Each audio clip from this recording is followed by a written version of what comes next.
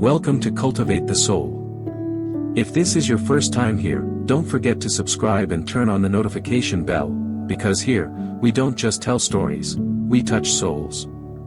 Have you ever felt like the world expects you to be okay, when all you really want is to breathe? You smile and say, "I'm fine," while something inside you is quietly falling apart.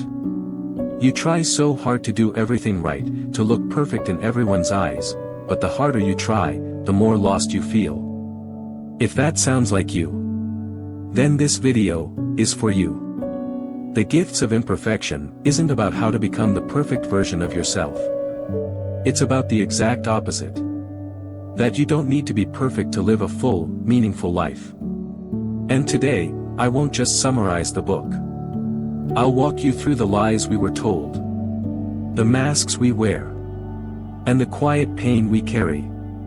So that by the end, you might just see yourself more clearly than ever before. Because maybe, just maybe, your imperfections aren't flaws. They're gifts. Take a deep breath. And let's begin the journey, back to yourself. No one ever tells us that perfection is a trap. From a young age, we're taught to be good, to be smart, to do things right, and if possible, to be the best. Over time, we begin to tie our self-worth to achievements, to how others perceive us, and to external validation. We're not taught how to fail and still love ourselves. We're not told that feeling not okay is a completely normal part of being human. And so, perfection, which once seemed like a noble goal, becomes a mental prison, stripping us of emotional freedom and suffocating our inner truth. We stop living authentically and start living to avoid judgment. That's when things get dangerous. We begin losing touch with who we really are. According to Brené Brown, a leading researcher on vulnerability and human connection, perfectionism isn't the same as striving for excellence.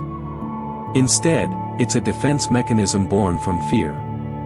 The fear that we're not attractive enough, smart enough, successful enough, or simply not enough to deserve love and belonging. Perfectionism doesn't drive us forward, it holds us back. It keeps us from taking chances because we're afraid to fail. It prevents us from opening up, afraid of being criticized or misunderstood. And worse, it robs us of connection, because how can we truly connect with others if we aren't even being honest with ourselves? And the problem doesn't end there. In the age of social media, where everything can be filtered and curated, perfectionism isn't just present, it's celebrated. We're constantly bombarded with images of flawless lives, bodies, careers, and relationships. This non-stop comparison warps our reality and tricks us into believing we are always lacking. Comparison kills gratitude, stifles creativity, and slowly convinces us that we must constantly be fixing ourselves to be worthy of anything good. I remember the exact moment I got trapped in that mindset. Every action I took was no longer motivated by personal purpose or joy, it was fueled by a craving for praise, for approval. Every success didn't bring happiness, just temporary relief. Thank God I didn't fail. Every mistake felt like confirmation that I was fundamentally broken. That isn't living. That's surviving on a diet of fear and performance. What Brené Brown invites us to do is not give up on growing, but to question the why behind our efforts. Are we doing this because it aligns with our values, or because we're afraid of rejection? Are we chasing excellence to fulfill our potential, or to prove our worth? She emphasizes that when perfectionism becomes the condition for feeling worthy, we are living under the rule of shame. And nothing erodes self-worth more than the belief that we must constantly hide the parts of ourselves that aren't perfect. Here's the truth, none of us are perfect. All of us have cracks, wounds, and insecurities we try desperately to hide. But ironically, those very imperfections are what make us human, and what allow us to truly connect. Brené doesn't suggest we overshare or flaunt our flaws, but rather, that we stop letting them dictate our self-worth in silence. When we allow ourselves to be seen, fully and honestly, we also give others permission to do the same. And in that shared vulnerability, something incredible happens, connection. Not the polished, picture-perfect kind, but the messy, real, and deeply human kind. In the next, we'll dive into a concept Brené Brown believes is the foundation of all meaningful connection: vulnerability, a word society often fears, but one that holds the key to courage, love, and authentic joy. The journey to removing our masks begins not with being better, but with accepting that we don't have to be perfect to be enough. And maybe, just maybe, our imperfections are the greatest gifts we've had all along. Vulnerability, just hearing the word is enough to make most people uncomfortable. We're afraid to say what we really feel. Afraid of being judged, misunderstood, or rejected at our most fragile moments. So we learn to hide. We smile when we want to cry. Stay quiet when we're hurting. Pretend to be strong when all we want to do is collapse. But here's the truth: there can be no love, no real empathy, no deep connection without vulnerability. That's what Brené Brown discovered after thousands of interviews and years of research. According to Brené, vulnerability isn't weakness. It's actually the core of every meaningful emotion.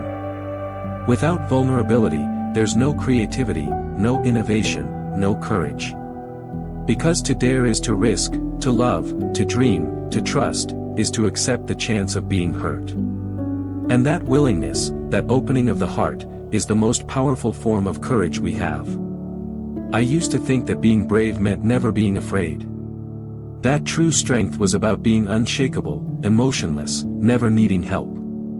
But I realized that the bravest thing you can do is to let someone see you, not just the polished version, but the messy, scared, uncertain version too. It's saying, "I'm not okay," even when you're terrified of being misunderstood.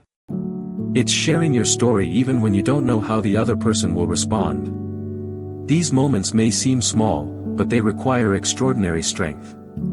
Brené shares a familiar example. Imagine you're in a team meeting. You have an idea that excites you, but you're afraid it might sound stupid. So you stay silent. No one judges you, but no one hears you either. You've protected yourself from embarrassment, yes, but also robbed yourself of the chance to be seen, to contribute, to connect. That's the cost of avoiding vulnerability. You shrink yourself just to feel safe. Ironically, everyone wants to feel seen and understood, but we're afraid to show our real selves. We crave connection, yet build walls around our hearts. And the higher those walls, the lonelier we become. But think about it, when someone confides in you, tells you something raw or painful, don't you feel closer to them? That's the strange and beautiful power of vulnerability. It opens the door to real connection, not through perfection, but through honesty. I still remember a night when I was spiraling into anxiety. Everything felt out of control. I texted my closest friend, "I feel like I'm falling apart." My finger hovered over the send button. I almost deleted it, afraid I'd seem weak. But I sent it. And within seconds, she replied, "I'm here. Tell me everything."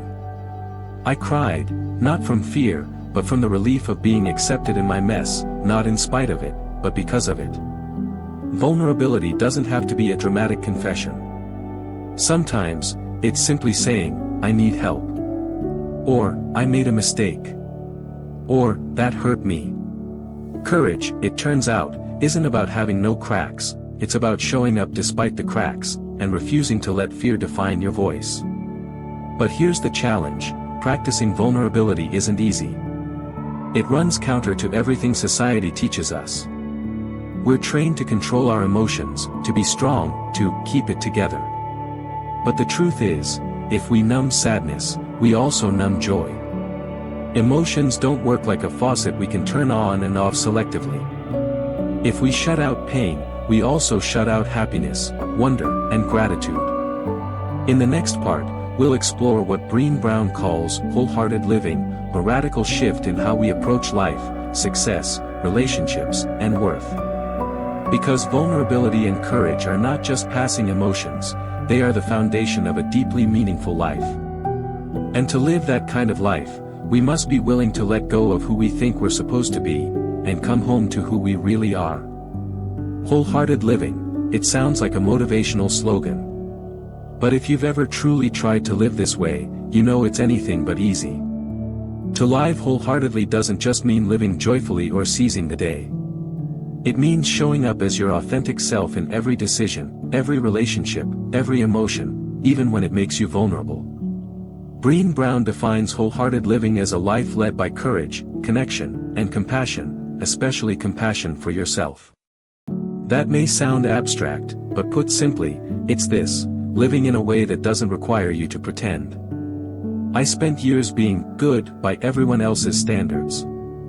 I chose a stable career path because my parents said it was the smart choice. I stayed quiet in unfair situations so I wouldn't seem difficult.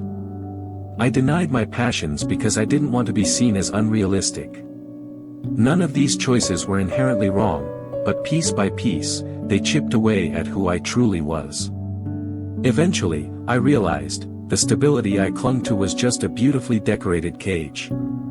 Brené Brown doesn't say you need to quit your job or throw everything away to live fully. She says wholehearted living starts small, saying no when you mean no, admitting when you're tired, honoring your limits instead of people-pleasing. It's about peeling off the layers of performance we wear daily. And with each layer shed, we gain a little more freedom. One of the biggest enemies of wholehearted living, Brené says, is emotional numbing. We numb with work, food, scrolling, shopping, anything to avoid confronting what we really feel. We stay busy so we don't feel empty. We joke to mask the pain. We say, "I'm fine," out of habit. But emotions don't disappear, they just go underground. And one day, they erupt in ways we didn't expect: panic, burnout, rage, or total emotional shutdown. Wholehearted living doesn't mean being happy all the time. It means being honest about how you really feel. When you're sad, own it. When you're hurt, say it. When you need support, ask for it. This isn't weakness. This is the foundation of real strength. Because only when we're honest with ourselves can we create real relationships, where no one has to fake it, where no one has to be perfect. Brené emphasizes that gratitude and joy are practices, not just spontaneous emotions. You don't have to wait for life to be perfect to feel thankful. You can be grateful even in chaos. You can feel joy even in uncertainty. That's a choice you make, again and again. I remember a friend of mine, someone who used to be obsessed with control. She planned everything, prepared for every worst-case scenario. Then one day, her mother passed away suddenly. All her plans collapsed. She told me, "I realized I'd been living like I could control life itself. But the only thing I should have been trying to control was how I lived each day. Everything else, I had to learn to let go." Wholehearted living isn't about being fearless. It's about living, even when you're scared. It's not about waiting until you're no longer hurt, it's about moving forward with a heart that's been broken but still beats. It's a choice, a radical one. And every time you choose honesty over performance, courage over comfort, connection over avoidance, you come one step closer to the person you were always meant to be. You've heard advice like, be authentic, practice gratitude, or let go of perfection. But let's be honest, these words can sound like pretty Instagram quotes unless we truly understand what they look like in real life, when we're tired, hurt, insecure, or just trying to make it through the day. Brené Brown's 10 guideposts for wholehearted living aren't lofty ideals. They're everyday battles, emotional habits we must unlearn and replace if we want to live a life that's not just full, but honest and whole. Let's dive into each one, not as rules to follow, but as mirrors to reflect where we've been and where we want to go. 1. Cultivating authenticity, letting go of what people think. This sounds simple, until you're standing in a room full of people, heart pounding, wondering if saying what you really think will cost you approval. Authenticity means choosing to be real even when it feels risky. It's telling the truth even when silence is easier. I once stayed quiet in a meeting because I feared looking difficult. That silence haunted me longer than any criticism would have. Letting go of what people think doesn't mean we stop caring. It means we stop living only to be liked. That's not confidence, it's a prison. True freedom is when your outside life finally matches your inside truth. 2. Cultivating self-compassion, letting go of perfectionism. Perfectionism isn't self-improvement, it's self-punishment dressed up as ambition. It tells you that nothing is ever enough, especially you. I used to believe that if I did everything right, I could avoid pain, rejection, or shame. But Brené taught me that perfectionism doesn't protect us, it isolates us. We become our own harshest critic. Self-compassion isn't about making excuses, it's about offering yourself the same kindness you'd give a friend. It's saying, I messed up, but I'm still worthy. That shift, it can change everything. 3. Cultivating a resilient spirit, letting go of numbing and powerlessness. When life gets hard, how do you cope? Do you binge watch to avoid thinking? Overeat? Scroll endlessly? These aren't habits, they're escape routes. But numbing the pain means numbing the joy, too. A resilient spirit isn't about pushing through at all costs. It's about learning how to feel without falling apart. It's admitting, this hurts, and still showing up. Resilience isn't toughness, it's the decision to be soft and still try again. 4. Cultivating gratitude and joy, letting go of scarcity and fear of the dark. We live in a culture of not enough. Not successful enough. Not thin enough. Not productive enough. We chase joy, but when it comes, we sabotage it, waiting for the other shoe to drop. That's fear, not joy. Gratitude is a daily rebellion against scarcity. It says, this moment is enough. I am enough. I started writing down 3 small things I'm grateful for every night. It changed my nervous system. It retaught my brain how to recognize beauty in the mundane. 5. Cultivating intuition and trusting faith, letting go of the need for certainty. We're wired to seek control. But real life doesn't come with a script. Sometimes, you have to move forward even when you don't know the outcome. That's where intuition steps in, not as a magical feeling, but as inner wisdom shaped by lived experience. Trust isn't about knowing you won't fall, it's believing you'll get up if you do. As Brené says, faith is a place of mystery, where we find the courage to believe in what we cannot see. 6. Cultivating creativity, letting go of comparison. Comparison kills creativity. You can't write, paint, speak, or dream freely while constantly looking sideways to see how others are doing it. I've scrapped so many ideas because I thought, someone else already did this, and better. But creativity isn't about being the best. It's about expression, not competition. The world doesn't need another perfect version of someone else. It needs your voice, your lens, your messy brilliance. 7. Cultivating play and rest, letting go of exhaustion as a status symbol. We glorify burnout. We wear busy like a badge of honor. But exhaustion is not a sign of success, it's a warning. And play. It's not a luxury, it's a biological need. It restores joy, flexibility, and imagination. Rest isn't laziness. It's repair. And play reminds us who we were before the world told us to be useful. Take a break, not just for your body, but for your soul. 8. Cultivating calm and stillness, letting go of anxiety as a lifestyle. Anxiety has become our default setting. We think if we worry enough, we'll stay ahead of disaster. But chronic anxiety is like driving with both feet on the gas and the brake. It burns you out. Stillness isn't silence. It's the ability to pause before you react. To breathe instead of spiral.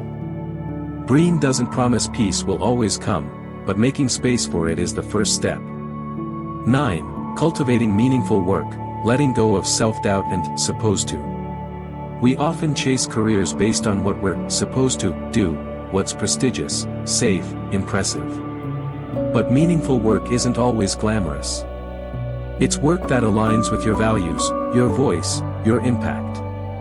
You don't have to change the world. But you deserve to do work that doesn't make you feel small. When your gifts meet the world's needs, that's where meaning lives.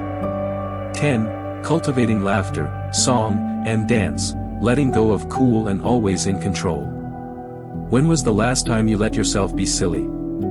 Dance in your kitchen. Sing off key. Laugh until you cried. These are not childish things. They are sacred rituals of joy and connection. Letting go of cool allows us to come alive.